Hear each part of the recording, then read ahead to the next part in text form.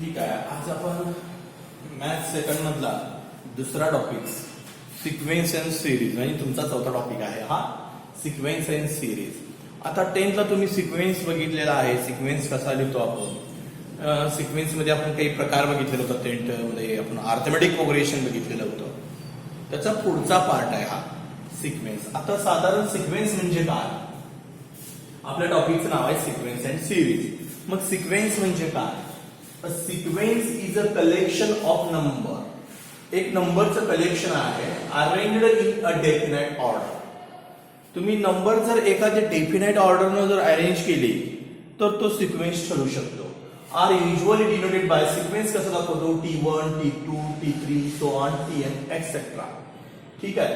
तर Tn ला त्यातल्या T1 ला आपण फर्स्ट टर्म म्हणतो. T1 म्हणजे फर्स्ट टर्म, T2 म्हणजे सेकंड टर्म आणि T3 म्हणजे थर्ड टर्म. सो Tn ला काय म्हणायचं, Tn is called as nth term or general term. nth term किंवा जनरल टर्म आपण त्याला म्हणतो.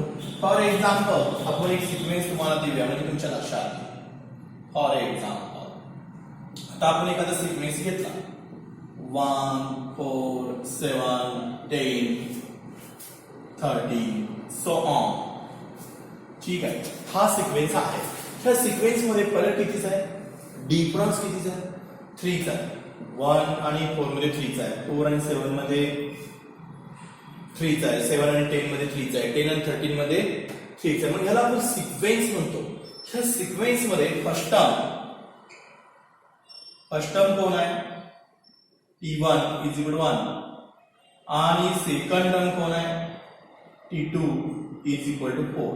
अशा टर्म्स आहेत. Third term, fourth term, fifth term. तुम्हाला लास्ट टर्म्स माहित नाहीये. ठीक आहे. काहीतरी असेल, समजा 300 असेल. ठीक आहे. 3च्या डिफरन्स आपण काढलेली आहे. तर ह्याला nth टर्म म्हणायचं किंवा ह्याला जनरल टर्म म्हणायचं. समजा मधली तुम्हाला जरी 297 असेल आणि 300 असेल तर ही शेवटची टर्मला आपण nth टर्म असं म्हणतो. किंवा मधल्यातल्या कुठल्याही टर्मला जर तुम्हाला त्याचा नंबर माहित नसेल, जर मधल्यातल्या कोणत्याही टर्मला जर आपण त्याला नंबर माहित नसेल तर nth टर्म म्हणू शकतो. तर त्याला nth टर्म म्हणू शकतो. म्हणजे सिक्वेन्स म्हणजे काय, is a collection of a number is well defined arranged in definite order. Definite order करायची म्हणजे एखाद्या विशिष्ट ऑर्डरनं तुम्ही जर ते नंबर्स लिहिले तर त्यापासून काय तयार होतो, सिक्वेन्स तयार होतो. ठीक आहे. याच्या पुढचा पार्ट आता आपण बघूया. हा आता ह्या सिक्वेन्स मध्ये आधी आपण थिअरी लिहूया. ह्या सिक्वेन्स मध्ये आणखी काही आपण एक्झाम्पल असे देऊ शकतो का. फॉर एक्झाम्पल आणखी एक आपण एक्झाम्पल देऊ शकतो. हे जसं तुम्ही म्हटलेलं आहे 1 4 7 10 3. दुसरा असू शकतो 1/2 1/3 1/4 1/5 1/6. Reciprocal of natural numbers. Reciprocal of natural numbers म्हणजे 1/1. 1 चा रेसिप्रोकल 1, 1 चा 2 चा रेसिप्रोकल 1/2, 3 चा 1/3, 4 चा 1/4 सो ऑन. त्याला सिक्वेन्स म्हणतो. आता या सिक्वेन्स मध्ये प्रकार आहे. एक पहिला प्रकार आहे अर्थमॅटिक प्रोग्रेशन. तो तुम्हाला 10th ला झालेला आहे. AP means arithmetic progression. ठीक आहे. दुसरा आहे जॉमेट्रिक प्रोग्रेशन आणि तिसरा आहे हार्मोनिक प्रोग्रेशन. ह्या 3 टाईपवर तुमचा हा सिक्वेन्स अँड सिरीज हा टॉपिक आहे. सिक्वेन्सचे 3 प्रकार पडतात. AP means arithmetic progression, GP means geometrical progression आणि HP मीन्स हार्मोनिक प्रोग्रेशन. ठीक आहे. आणि सिरीज, त्याचे सिरीज काय असतील ते असा हा टॉपिक आहे. तर पहिल्यांदा आपण अर्थमॅटिक प्रोग्रेशन बघूया. त्याच्याखाली सिक्वेन्स, त्याच्याखाली थोडीशी थिअरी देतो मी.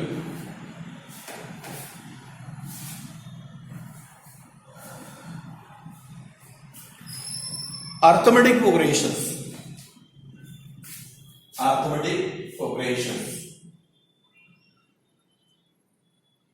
अर्थमॅटिक प्रोग्रेशन म्हणजे काय, त्याचे डेफिनेशन लिहूया. Arithmetic progression means AP. हा 10वीला झालेला आहे तुम्हाला, पण त्याची बेसिक आपल्याला रिव्हिजन करावी लागणार आहे 10ची, की ज्याच्यात पुढे तुम्हाला जॉमेट्रिकल प्रोग्रेशन येणार आहे. त्याच्यासाठी अर्थमॅटिक प्रोग्रेशन तुम्हाला काय आहे हे माहित पाहिजे. अर्थमॅटिक प्रोग्रेशन हा एक सिक्वेन्सचाच प्रकार आहे. इफ फॉर सिक्वेन्स डेफिनेशन लिहून घ्या. If for a sequence if for a sequence a Tn, the difference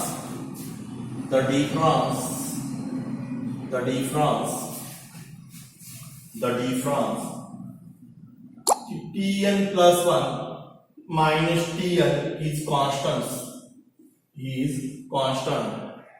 for all n belongs to n, that is called as arithmetic populations. That is called as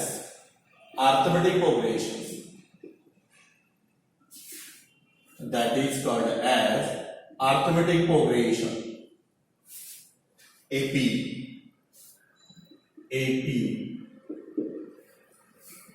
हा, आता इकडे बघा, एकदम सोपी definition आहे. Arithmetic population AP दिसतंय तुम्हाला. हा, आता हा पार्ट तुम्हाला 10th ला झालेला आहे. अर्थमेटिक पॉप्युलेशन म्हणजे काय असतं. If for sequence TN, sequence मध्ये टीएन प्लस 1 मायनस टीएन. आता मी तुम्हाला काय सांगितलं, टीएन म्हणजे काय, nth टर्म असते. समजा 1 2 3 4 100 असेल तर याला आपण टीएन म्हणतो. आणि 101 हा टीएन प्लस 1 झाला. म्हणजे T1 T2 T3 T4 so and Tn आणि Tn प्लस 1. ओके, हा Tn असेल तर हा Tn प्लस 1 असेल. तर Tn प्लस 1 मायनस Tn म्हणजे 1 मोठी असलेली टर्म्स मधनं 1 लहान असलेली टर्म मायनस केली तर तुमचा असं कॉन्स्टंट याला पाहिजे. आता उदाहरणार्थ मी असं सिक्वेन्स पकडतो. इथं Tn प्लस 1 मायनस Tn किती येते, Tn प्लस 1 मायनस Tn.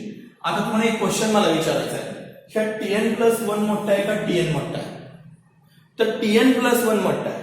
मोठी टर्म डिवाइडेड बाय अलीकडची मायनस लहान टर्म, मोठी टर्म आणि अलीकडची त्यातनं मायनस टर्म केली तर 101 मायनस 100 किती येणार, 1 येणार. ओके, आता T4 मायनस T3 करून बघूया. T4 मायनस T4 ही मोठी टर्म आहे आणि त्याच्या अलीकडची टर्म कुठली आहे, T3. एकमेकांना मायनस करायचं. 4 minus 3 1. T2 minus T3 minus T2 करा, 3 मायनस 1. T2 मायनस T1 करा, 2 मायनस 1. ठीक आहे, सगळ्यांचा आन्सर्स काय आहे, एक कॉन्स्टंट व्हॅल्यू येते. अरे 1 1 1 1. Then difference Tn plus 1 minus Tn is constant for all n belongs to n. हे n belongs to n महत्वाचं नाही, पण ह्यांच्यात जर डिफरन्स कॉन्स्टंट येत असेल तर दिलेली सिक्वेन्स ही अर्थमेटिक पॉप्युलेशन मध्ये आहे. म्हणून ही सिक्वेन्स काय अर्थमेटिक पॉप्युलेशन मध्ये आहे. समजलं, कारण त्यांच्यात सगळ्यांचा डिफरन्स काय असतो 1 झाला पाहिजे असं काय नाही. कॉन्स्टंट टर्म्स म्हणजे सगळ्यांचा डिफरन्स 2 येऊ शकतो, 3 येऊ शकतो. ठीक आहे, 1/2 येऊ शकतो. डिफरन्स किती पण येऊ शकतो. एखादी कॉन्स्टंट व्हॅल्यू आली तर कॉन्स्टंट 1/2 पण कॉन्स्टंट आहे, 3 पण कॉन्स्टंट आहे, 2 -2 पण येऊ शकतो. कॉन्स्टंट म्हणजे रिअल नंबर्स, कुठले पण रिअल नंबर्स त्याचा डिफरन्स आला तर ती सिक्वेन्स अर्थमेटिक पॉप्युलेशन असते. फॉर एक्झाम्पल घेऊया म्हणजे तुमच्या लक्षात येईल अर्थमेटिक पॉप्युलेशन कसं असतं. त्याच्या खाली म्हटल्या note that first term of AP is denoted by A. Arithmetic population मध्ये फर्स्ट टर्म स्मॉल n दाखवला and difference and common difference बघूया. and common difference is denoted by D. D is equal to T2 minus T1, T3 minus T2, so on. Tn plus 1 minus Tn. ह्या सगळ्याला आपण काय म्हणू शकतो, D म्हणू शकतो. D is equal to D म्हणजे कॉमन डिफरन्स. ठीक आहे, D म्हणजे काय, कॉमन डिफरन्स. हे तुम्ही 10वीला बघितलेलं आहे, 10th ला बघितलेलं आहे. अर्थमेटिक पॉप्युलेशन मध्ये पहिल्या टर्मला A म्हणतात आणि D म्हणजे काय असतो त्यांच्यातला कॉमन डिफरन्स. आता खालील सिक्वेन्स मी देतो, अर्थमेटिक आहे का बघूया. फॉर एक्झाम्पल 4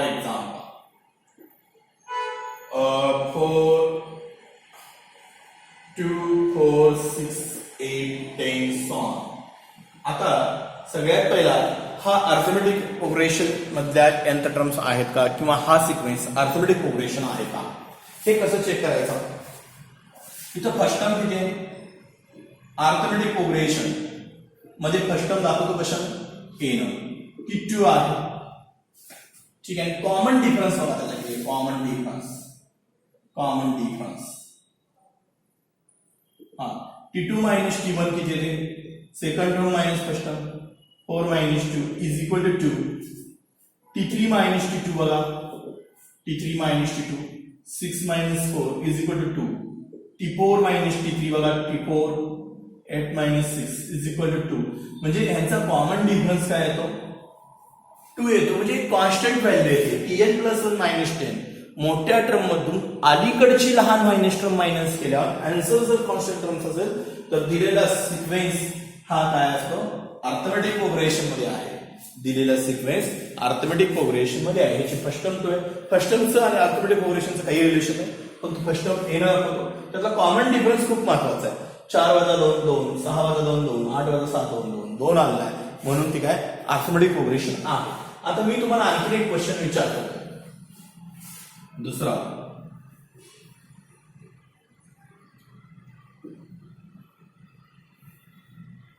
सेवन 14 20 27 35 सो हा सिक्वेन्स अर्थमेटिक प्रोग्रेशन मध्ये आहे का. जसं हा तुम्ही आहे म्हणला तसा हा आहे का बघा सोल्युशन. हा फर्स्ट टर्म काय आहे इथं a इज इक्वल टू सन. आता इथे फर्स्ट टर्मचा काय उपयोग नाही कॉमन डिफरन्स चेक करायचा. कॉमन डिफरन्स जर सेम येत असेल तर ते अर्थमेटिक प्रोग्रेशन आहे. आता common difference T2 minus T1 किती येतो 14 minus 7 is equal to 7. Okay. T3 minus T2 किती येतो 20 मायनस 14 इज इक्वल टू 6. म्हणजे ह्या दिलेले सिक्वेन्स अर्थमेटिक प्रोग्रेशन मध्ये नाही. का नाही तर ह्याचा डिफरन्स 7 येतो आणि ह्याचा डिफरन्स किती येतो 6. डिफरन्स सेम कॉन्स्टंट पाहिजे म्हणून हे अर्थमेटिक प्रोग्रेशन नाही. तर हा सिक्वेन्स काय आहे अर्थमेटिक प्रोग्रेशन आहे. समजलं. अर्थमेटिक प्रोग्रेशन सिक्वेन्स कसा असतो त्यातला common difference it is denoted by D तो सेम असावा. हे 10th ला झालं तर याला आपण अर्थमेटिक प्रोग्रेशन म्हणतो. ठीक आहे. आता त्याचा पुढचा part nth term of arithmetic progression. आता जरी अर्थमेटिक प्रोग्रेशन मी काय घ्यायला लागले कारण तुम्हाला ती इम्पॉर्टंट आहे म्हणून घ्यायला लागलो मी अर्थमेटिक प्रोग्रेशन म्हणजे nth term.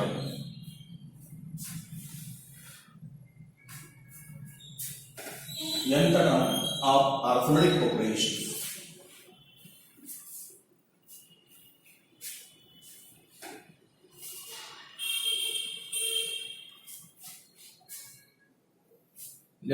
nth term of arithmetic progressions. nth term of arithmetic progressions. arithmetic progression मध्ये nth term कशी काढायची त्या खाली लिहून घ्या. if a is the first term and D is the common difference.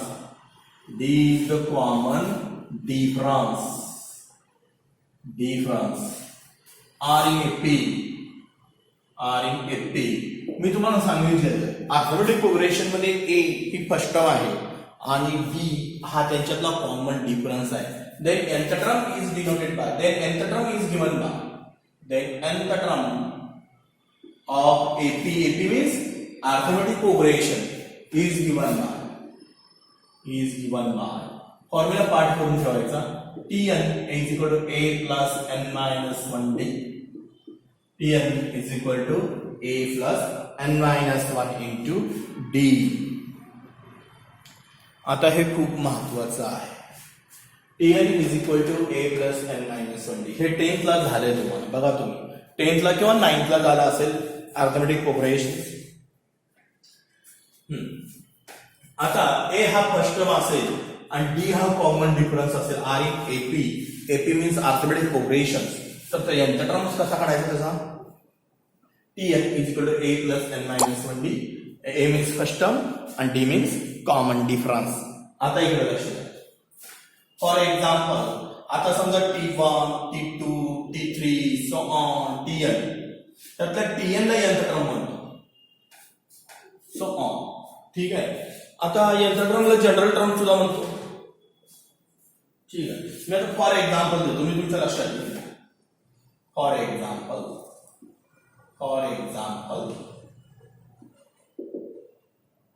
असं 3, 6, 9, 12 सॉन 15 आणि सॉन. तर ह्याची यांचा टर्म फाइंड करा. फाइंड Tn हा 10th ला झालेला आहे. हा बेसिक म्हणून तुम्हाला 11th ला लागणार आहे. तर Tn काढा म्हणजे अर्थमेटिक प्रोग्रेशन करा. Tn म्हणजे यांचा टर्म काढा. फर्स्ट टर्म म्हणजे फर्स्ट टर्म काय आला? First term a is equal to 3 in p.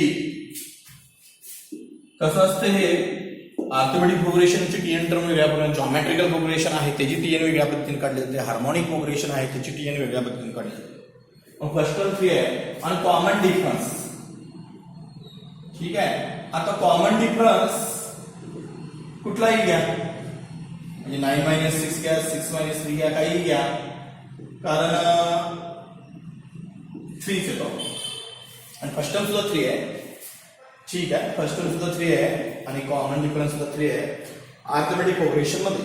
तर यांचा टर्म कशी काढायची? therefore Tn यांचा term Tn is equal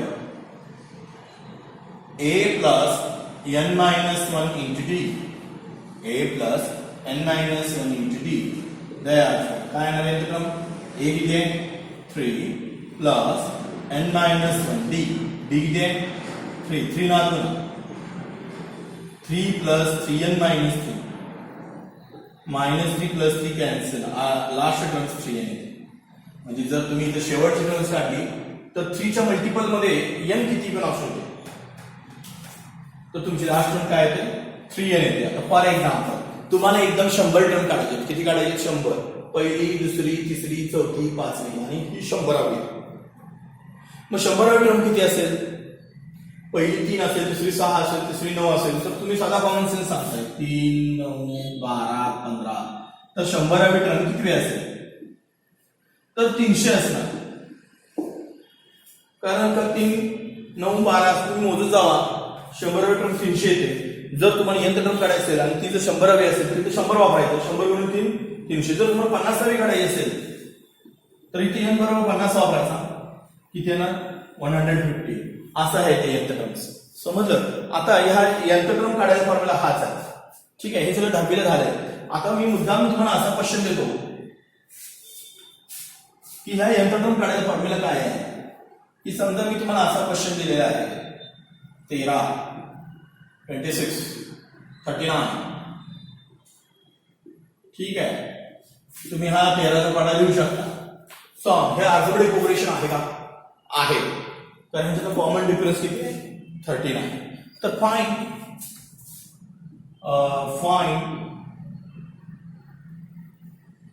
T12. आता इथं प्रश्न असा आहे की 12वी टर्म काय असेल? T1 म्हणजे फर्स्ट टर्म, T2 म्हणजे सेकंड टर्म, T3 म्हणजे थर्ड टर्म. तर तुम्हाला किती विचारलं? 12वी टर्म काय असेल? मग तुम्ही 13चा पाढा 12 पर्यंत लिहिशीला. 13 130, 143, 156 असेल. ठीक आहे. हे डायरेक्ट काढू शकता तुम्ही. इथं पाडेलेच बसायची गरज नाही. ठीक आहे. कसं काढणार? इथं फर्स्ट टर्मला काय म्हणतो आपण एपी मध्ये? First term a is equal to 13. ठीक आहे. आणि यंत्र term common difference d is equal to 26 minus 13 is equal to 13. कुठलाही बघा. ठीक आहे. यंत्र टर्मचा फॉर्म्युला काय आहे? यंत्र term Tn is equal to a plus n minus 1d. हा फॉर्म्युला पाठ करा. तुम्हाला काहीही प्रॉब्लेम जाणार नाही. ओके. a ची व्हॅल्यू किती आहे? 13 प्लस n मायनस n म्हणजे किती टर्म काढायचे? आता इथं नेहमी आपण यंत्रक्रम काढतो, पण इथे यंत्रक्रमलाच 12वी टर्म म्हटलेले आहे, म्हणजे जास्तीत जास्त 12, म्हणजे शेवटची टर्म तुमची 12वी आहे, म्हणून यांच्या ठिकाणी तुम्ही इथे किती वापरू शकता, 12 वापरू शकता. 12वी टर्म काढायची आहे, ती 12 13 हा 12 मायनस 1 इंटू 13. डी ची व्हॅल्यू पण 13 आहे, ए ची 13 आहे. आपल्याला कितवी टर्म काढायची, 12वी. 1 2 3 4 5 दिले तर तुम्हाला 12वी टर्म विचारलेली आहे, म्हणून एन बरोबर मी किती घेतोय, 12. मग किती येणार T 13 plus 11 into 13. 13 plus 11 into 13 किती, 143. किती आलं सांगा, 156. तुम्ही करून बघा, 13चा डिफरन्स करून बघा, 12 नंबरचा जो तुमचा नंबर येणार आहे तो 156 येणार आहे. म्हणजे तुम्ही कितीवी पण काढू शकता, 12वी काढू शकता, 13वी पण काढू शकता. 13वी किती येणार, 169 169 येणार. तर तिथं टीच्या ठिकाणी 13 वापरायचं, 12च्या ठिकाणी किती वापरायचं, 13. असं तुम्ही 32वी सुद्धा काढू शकता. 32 म्हणजे काय करायचं, यांच्या ठिकाणी किती वापरायचं, 32 वापरायचं. मी काय म्हणते लक्षात आलं. असं अर्थमेटिक प्रोग्रेशन तुम्हाला 10वी मध्ये झालेलं होतं. आणि एमपीएससीला बरेचसे प्रश्न असे असतात, 1 2 3 4 टर्म देतात, तर फाईंड 32वी टर्म्स. तर 32व्या ठिकाणी काय असेल, तर तुम्ही सायन्समध्ये काय फाईंड प्लस मध्ये तो तुम्ही 32 वापरू शकता आणि डायरेक्ट 32वी टर्म तिथं फाईंड करू शकता. समजलं मला काय म्हणायचं आहे ते, काहीही असू शकतं. आता उदाहरणार्थ आणखी एक घेतो, म्हणजे तुमच्या लक्षात येईल. 9 18 27 36 सॉन फाईंड 55 54. काय म्हणते लक्षात आलं, हे 486 येते. ही पहिली दुसरी तिसरी चौथी अशी 54वी टर्म. मी किती सांगितलं तुम्हाला, 54वी टर्म 486 येते. माझे पाडे पाड आहेत, तुमचे पाडे पाठ नाहीये. तुम्ही ह्या पद्धतीने सोडवायचं, नाही तर 54 वेळा ते लिहायला. फर्स्ट टर्म 9, कॉमन डिफरन्स पण 9, हे लक्षात घ्या. फर्स्ट टर्म 9 आहे, कॉमन डिफरन्स 9 आहे. मग काय ना, टी 54 काढायचं आहे, ए 9 यांच्या ठिकाणी 54 वापरायचं. शेवटची टर्म तुमची 54 आहे. 54 मायनस 1 इंटू 9, 9 प्लस 53 इंटू 9. 53 नव्हे किती, किती 487 का 477, 477 50 नव्हे 450 27 486. मी आधीच सांगितलं तुम्हाला 54वी टर्म काय आहे, 486. ह्याला म्हणायचं अर्थमेटिक प्रोग्रेशन. हे तुम्हाला 10वीला झालंय. nth टर्म काढा. nth म्हणजे शेवटची पण असू शकते, 55 नंबरची विचारू शकतात, 12 नंबरची विचारू शकतात, कुठलीही विचारू शकतात. हे लिहून घ्या थोडस, ठीक आहे.